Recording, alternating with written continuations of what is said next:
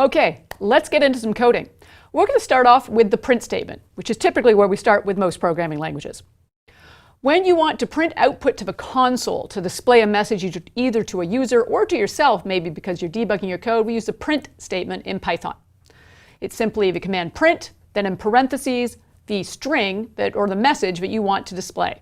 You can just contain it in single quotes, or it will also work inside double quotes. It's one of the unusual things about Python is you can choose either single quotes or double quotes to enclose your strings. Now, just because you can use either one doesn't mean you should go back and forth. Pick one and stick to it. Throughout this course, we're actually always going to use single quotes to enclose our strings. That's a conscious choice we have made. So we're consistent and it doesn't confuse people that half the demos are with one, half with the other. You can choose what you want, but please stay consistent. Always use double quotes or always use single quotes. But it's nice to know you can use either because you might find examples online that switch back and forth or use one you're not familiar with. Another thing you might need to do from time to time is actually ask for information from the user when you're running a program. We do that by using the input function. So with the input function, we pass in a message that we would display like, hey, please enter your name. And whatever value is passed back by the user, whatever they type into the screen, will then be put into that name variable. So it'll be stored in the variable name. And later on, we can then print that name out on the screen or use it in our code as we need to. When you're displaying output on the screen, it can very quickly become quite cluttered. So it's useful to insert blank lines in the output to make it a little more readable. There's a couple of ways we can display blank lines. One, we can just say print and provide open and close parentheses with nothing inside. That will print a blank line.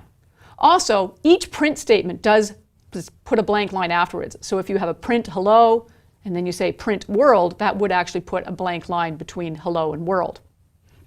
Also, you can put a /n. That's actually a special character that means insert a new line here.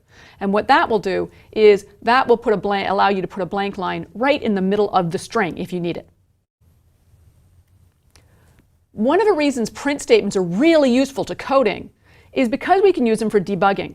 Sometimes when we're writing code, an error message pops up or the code's just not doing what we think it should do. So sometimes we'll add print statements, not because they actually make the code work, but we write print statements so that when we're running the code and we're trying to figure out where it's blowing up, to see which lines of code are executing successfully and where it's failing. So in this case, you can see that I saw the message adding number displayed, then hopefully it did the addition.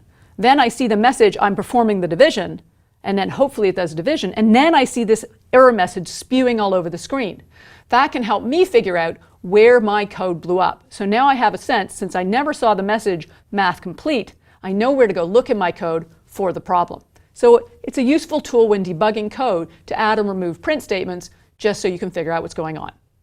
All right, now let's go take a look at this inside Visual Studio Code.